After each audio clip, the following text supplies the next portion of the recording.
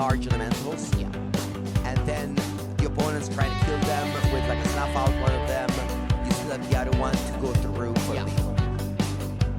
And also, even if the opponent would have hypothetically enough to remove both elementals, if they lose 8 life in the process, those peripheral creatures, I know I keep mentioning it, but I'm really hoping for Goblin and Arcomancer to do the full damage. And we see now Familiars come in with double counter and haste.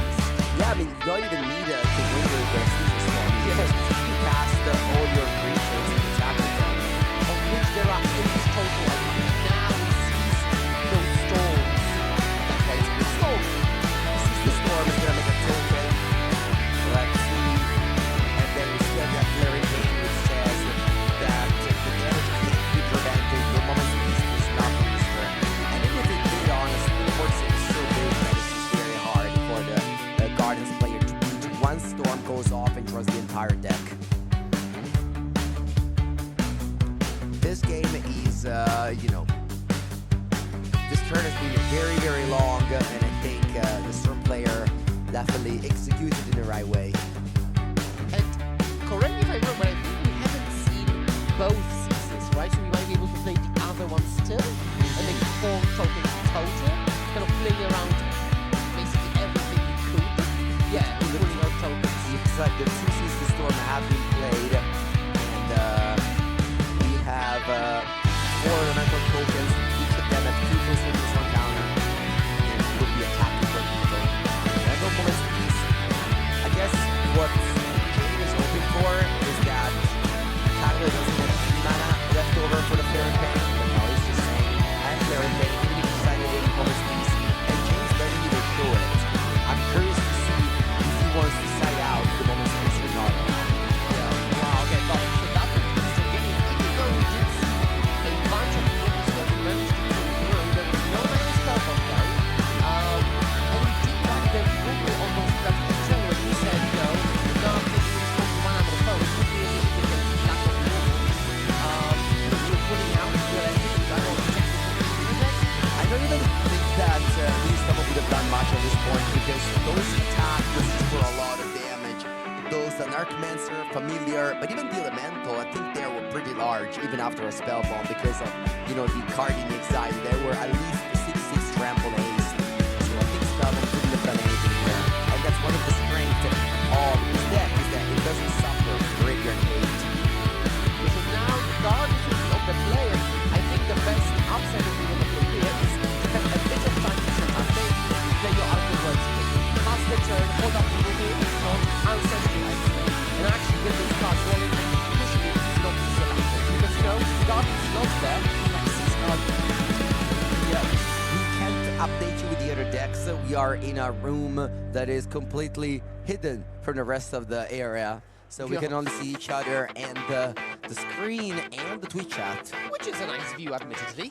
Yeah, that's a nice view indeed. We can see the screen here with the beautiful Pauper Cannon logo, which is the skeleton with the red axe. And then we have, of course, the sponsors, Dungeon Street, LTI Booze, and eBay.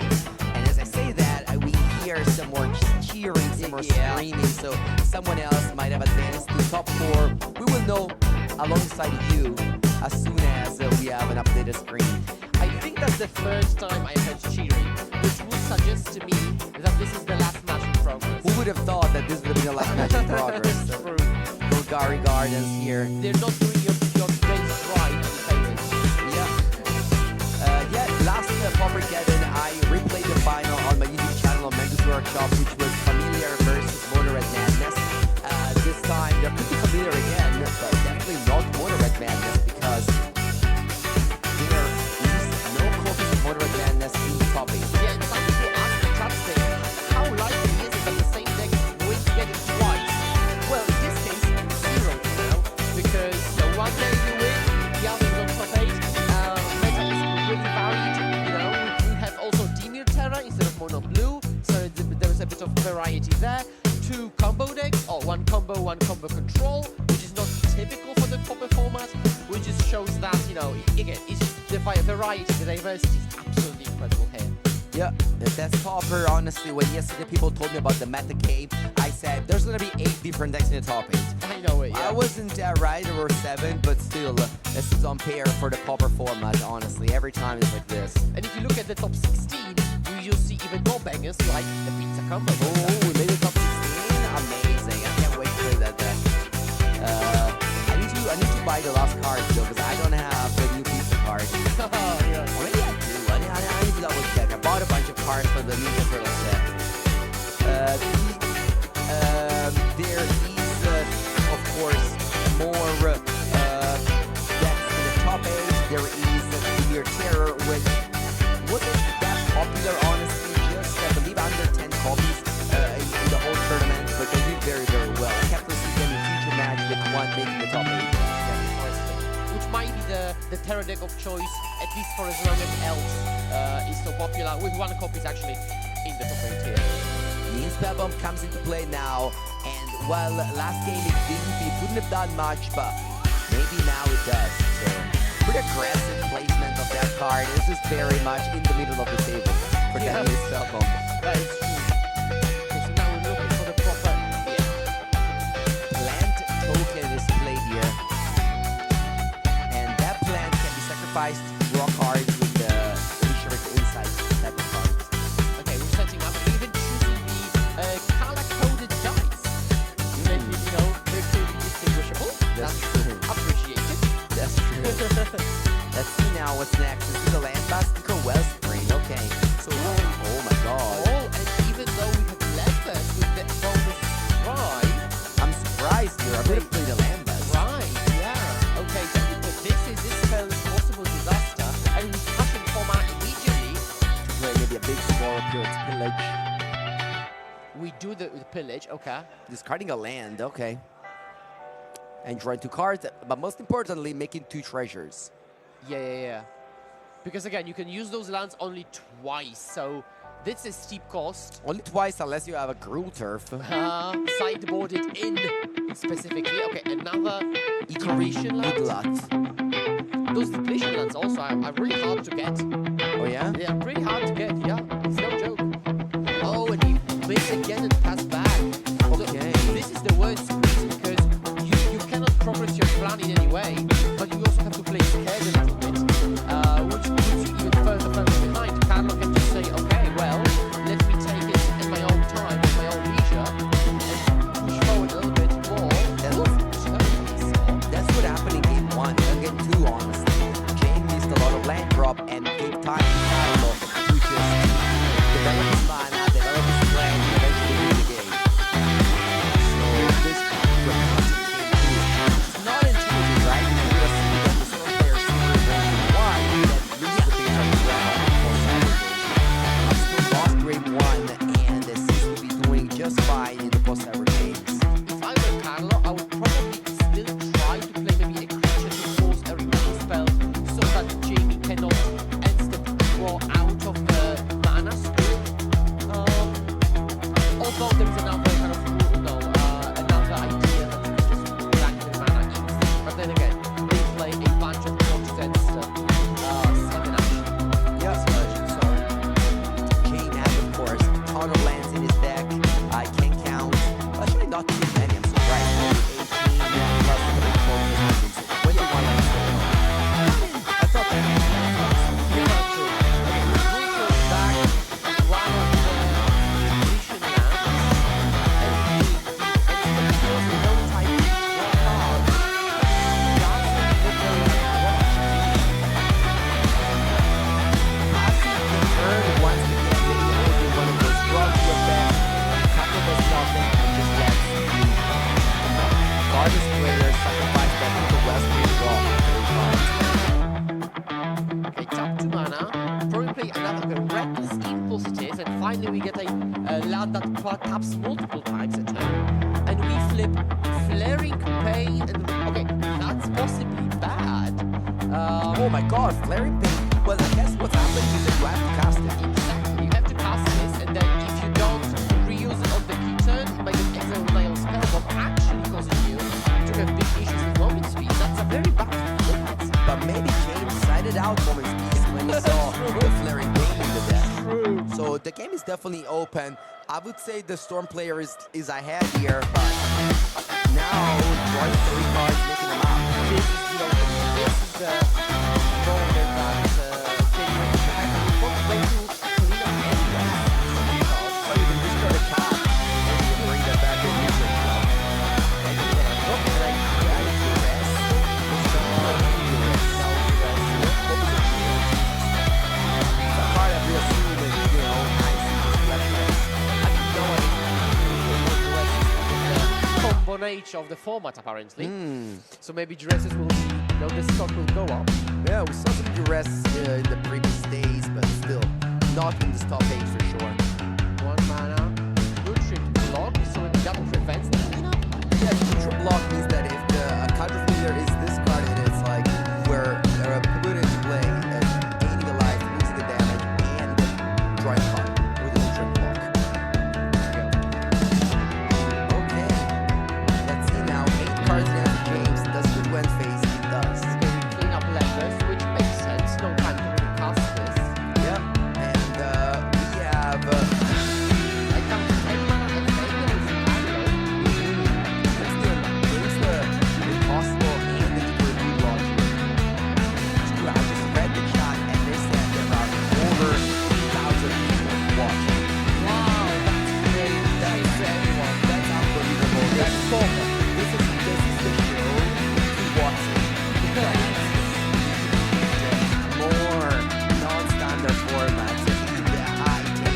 Regional championship. We need more diverse formats so that people can enjoy, can come, play, can watch, can entertain themselves with something like pauper. So thank you to all of you, of course, friends from all around the world watching this topic. Unwinding this quarterfinal. We have a lot more matches to show you. Thank you. I love it. People watching because we are here. Oh, there's much more matches to play until the round actual champion of some of those competitions. Yes, indeed. We have the red man account up. This is scary. This is very scary because yes, this is went up. Game has snuff out. As he's probably played, but we've seen how he used spell bomb, but he's not that good. It's fine. It's just fine. It's not that good. It's not like Thunderstorm or the Smite combo that rely on his spell. Okay, so it just stays in play. We've got seven fires, and there's pretty a lot of different fires. Thankfully, they're indicated with those handwritten notes. We've got the glimpse fire until end of turn. Next turn is the land drop. But it looks like we're trying to go off.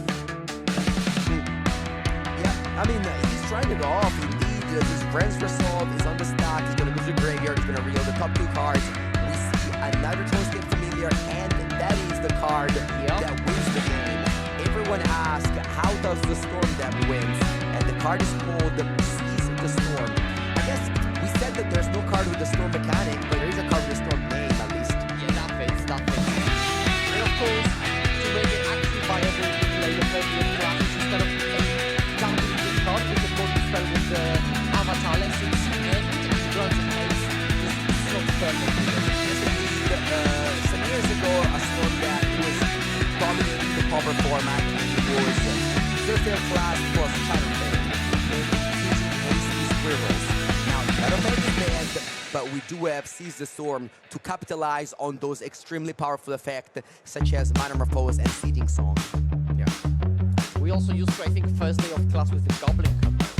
There are some aficionados of this particular strategy. Goblin combo with, of course, the Persist. That combo is still legal, though. No cards are legal. banned. I guess Deadly Dispute was an important piece, but Deadly Dispute definitely banned, but his archetypes are still around here. We see 4 decks that exploits the same strategy in the top 8. 2 Affinity, 1 Junk, 1 Fire, and 1 Gardens. And, you know, when we were talking about on those times, you know, the ban list, what they should ban, they ended up banning Deadly Dispute, as well as the Root scale. yes, but also the red deck was banned. Cool Dota Rebirth was banned. I was also asking for the ban of Eco Wellspring. I wanted the whole package gone. I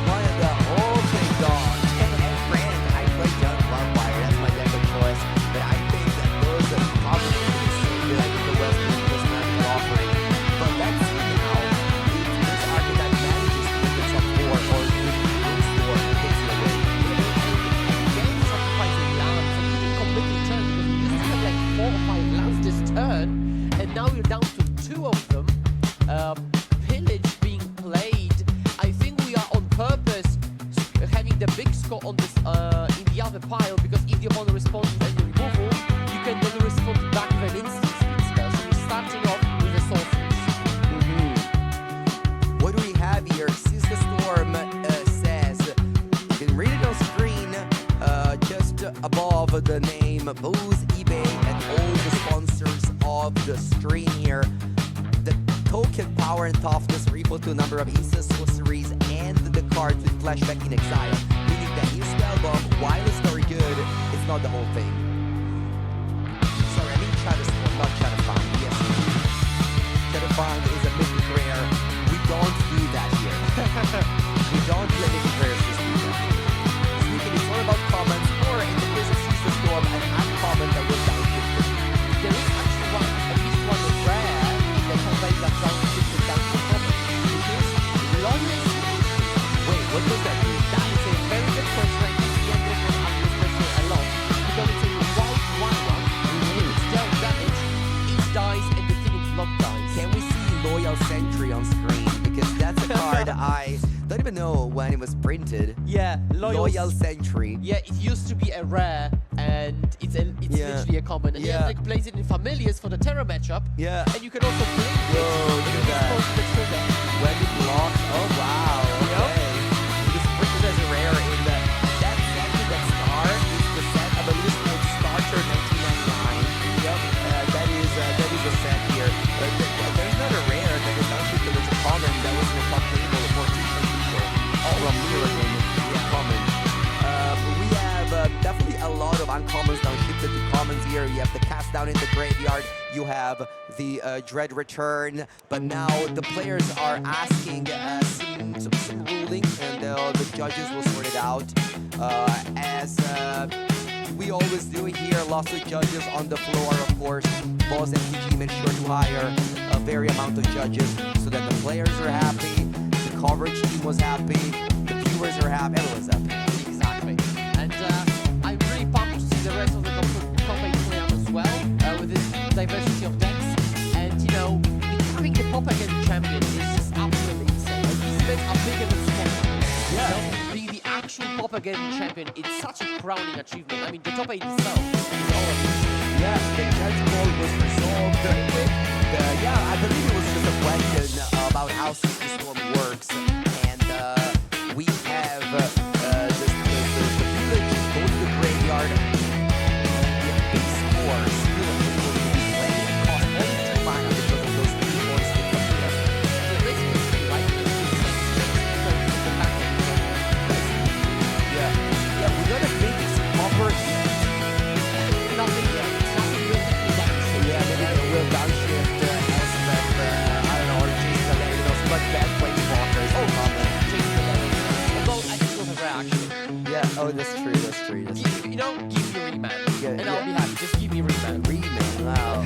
This is my take. Alright, let's keep on watching here. We have first day of class, and that is a very important combo piece because it's going to be able to make the next creatures come to play with haste and with a +1/+1 counter.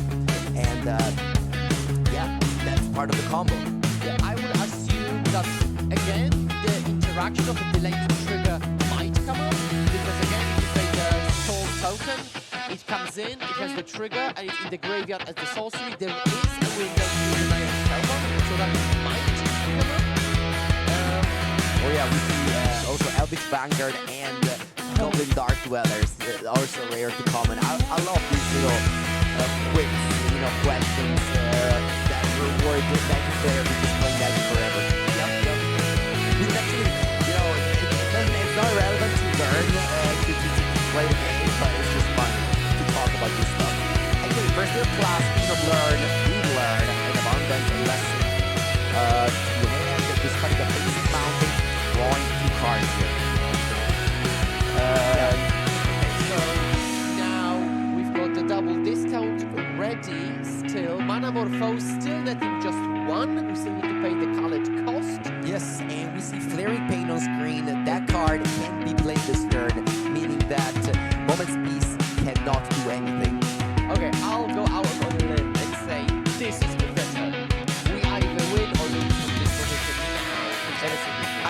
Okay, That's my hot take about this turn. I think we're gonna once again, just like we did, draw the whole deck. And yeah, there are two copies of Seize the Storm exiled. One on the right side of the screen, one on the middle side of the screen. There's no more mining pool, but there are 3 treasure tokens. 5 treasure tokens now. Yeah, and so many spells still available. Extension of the hand is the exile zone here. Another discounter, because why not? Yes. Now, this means that the Seize the Storm costs 3 less, Big Score costs 3 less, and so on. Okay, so now this should have a counter and behavior. Now we've got this. Again, Capo Pietropoli is our first Swiss rank. He went 12-0 and ID the last 2 matches. He's not gonna slop, make some mistakes here. He's not gonna let his fans down again. Not again, sorry. Also, For the first time. I'm not sure if anyone ever won Propaganda League. Yeah, I mean, historical, very, very hard thing to do. Not that many people ever went out for the debut rounds undefeated. So a very famous streak of Luis Vargas to San Diego, going 16-0 in Swiss, but they ended up losing to the top 4. Carlo, the tournament is slightly less important, but still, for pauper players, this is the Pro Tour. Oh, yeah, absolutely. This is the pinnacle of competition. Yeah, this is the event that you practice for, and this is the event that you travel with your teammate. This is the event that you play the whole league to award by to, because again, LPI that you see on the screen means Lega Pauper Italia, and there are several international now, and there are so many of those around Europe. You can go play in your local league, you can play weekly, you can get wins, and finally, you can win a buy to Propaganda Top 8. Propaganda, Sorry, not the big, take 1%. you can play this for twice a year. There are 30 opportunities to prepare for one or the other. Yes, indeed. Very regular. Yeah, last time it was the 10th of December. Today it's, of course, the 22th of March, and the next one will be the 12th of July. So, this is the spring edition. Then we have the summer. Then we'll have the fall, or the autumn, however you want to call it. Whichever language you want to use here. You're the autumn, okay. You can think about keep some flipping cards. And we'll just, shout out loud. NYC, happy New York City, I guess, yeah. New York City, I mean, everyone's playing pauper these days. If you are watching from America, maybe you can convince Watsy to start a pauper get in Europe, America. Yep. North America, a pauper get in Japan, a pauper get in Australia. We just wanna Play pauper, see the world. flip up and see the world, but the European one has to be in Italy. I'm sorry. Yeah. Sorry, Europeans. You can't take that one away from us. Yeah, before creatures get on the battlefield, all hasty, all with counters, and I'm not sure what the potential combination of cards is for Shane to fend off this situation. The likelihood of Carlo is more like 6 cards or something. Yeah, we have 2 counters on every token, on every creature that comes in right now. So Spider Manifestation comes in, I believe it comes in with 2+1/+1 counter.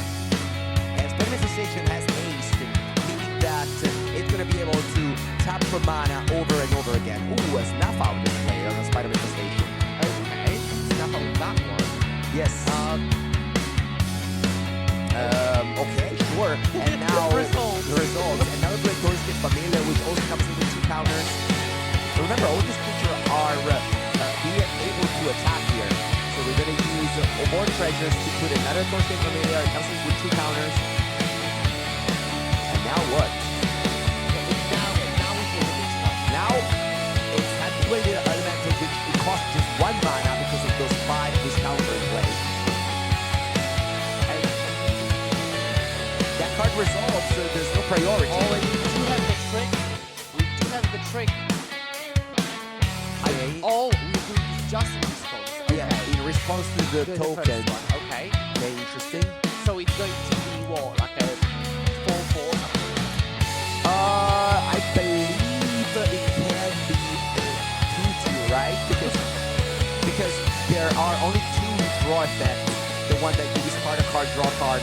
Because the other Caesar Storm is exiled with a glimpse. So I think there's only 2 copies of the what's called again Electric Revelation in the graveyard. But it's not gonna be a 2-2 because of the 2 first skill class, so it's a 4-4 haste trample. Yeah, and we were playing through the on-board denial spellbook, so I assume Carlo will just show us how he plays through all of that. Yeah, again, no reason to hold up mana for the fog effect because of Flaring Pain. Although he does stop blocking weapon response. Okay, the Elemental comes in with 2 counters. It's a 4-4 right now. Okay, so we don't... I mean, the part of cases we do have a blocker, but we might just get through the 16 line more manually. Yeah, on the top right there's a treasure counter and there's a token, there's a dice on it. I think it's a 2. So Carlo does have mana to play more copies of Caesar Storm. Yeah. Let's see. So build your own empty warnings, basically. Yeah, exactly. Because again, the Caesar Storm costs 5 less because of the 5 discounter that are in play right now. The player are once again. Man, this turn has gone for a very long time here. He definitely has, right. And I believe it's already 6 p.m. here. I don't know when that happened. 6 p.m. as you can see below. That's just the first quarterfinal. Although at least the other players can have moments of rest. Not sure about those specifically. Yeah, no. One of them will have to go to top 4. Since the Storm number 2 is being played, from the exile zone to the graveyard it goes. And I guess the Very Macabre can be played, but not now though. You don't have priority. Because the first day of class delayed trigger. I see. So first day of class is being played here. Oh, hold. That's okay though. I still think that's lethal, right? Hold. So exiling those 2 C's of the day also means that those elementals are bigger. So now they're 6/6. So we resolved the first day of class trigger and now we go to combat. There's no mana in pool. So we are attacking with every creature. The plant is gonna go on one of the 6. Tragic Slip kills another one, even in -13, -2 because the spell bomb lost left the battlefield. Oh, I think it's for the creature to die. So I don't think we are morbid actually. Oh, we might be morbid. Oh, I see what you mean. It's not puddle push. Yeah. And also we're attacking with creatures that can't fix this, but I think it's morbid. So this might not do much. But Tragic Slip is in Japanese, so nobody can read it. No, it's not. Oh, okay. Or the summer or the spider. Okay. Long turn. And now we can block the element. We should block the elemental. That's a 6/6. Does it look easily? 3, 4, 5, 6, 7, 8, 9. Plenty should block the elemental. It's not lethal. I mean, it's not down to the particularly good. 6, 10, 13 damage. It should have blocked differently, but looks like James survived here.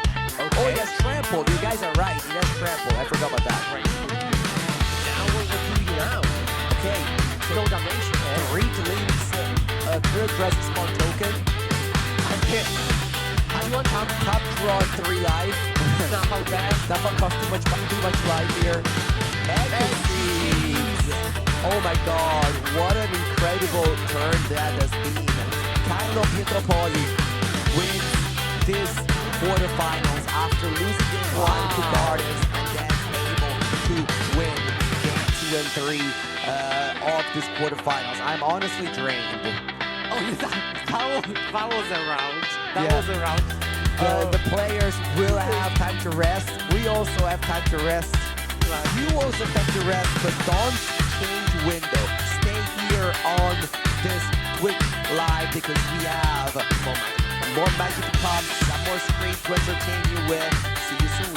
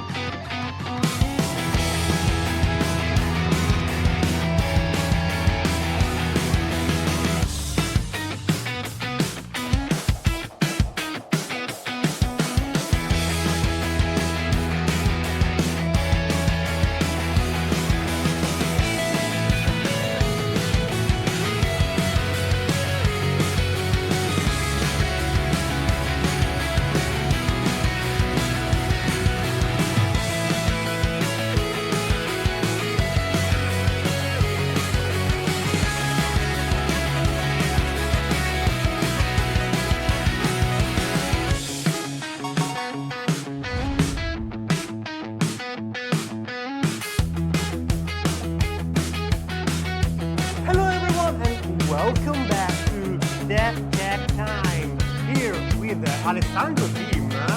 I am Sato, and with Alessandro Moretti, we will bring you one of the most wonderful blue deck in the format. We have mono blue terror here. That's one of the best games of decks in the format. You can say it is the most aggressive blue deck in the entire format.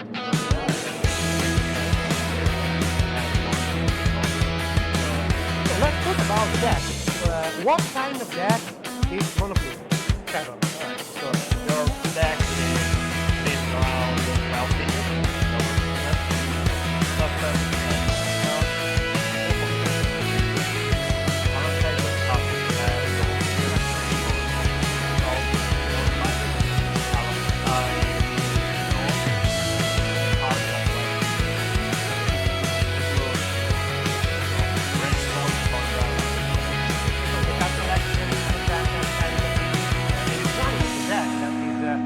Mental note at top style that allows you to create a lot of presence in the graveyard, allows you to cheap casting your big creatures. Yeah, that's what.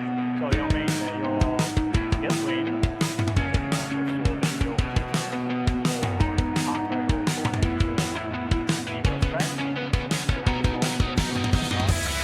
have as well, and you have a very fast.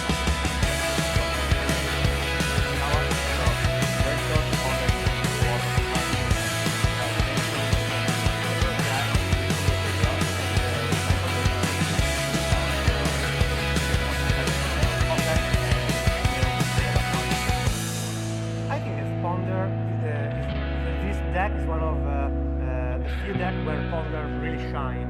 It's really huge. Yeah. More here than in other kind of strategies where you just want to make some kind of quality.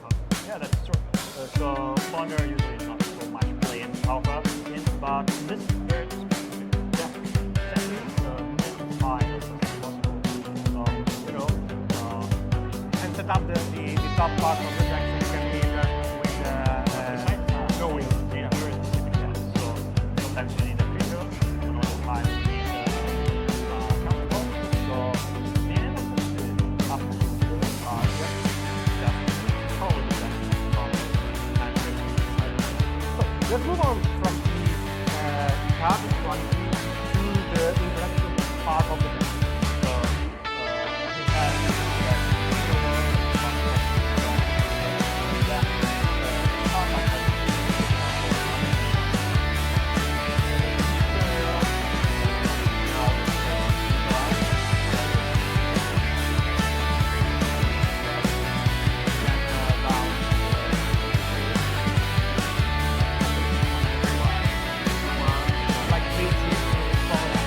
Wi-Fi. yeah, with it was because it's a sorcery. I was talking about boomerang.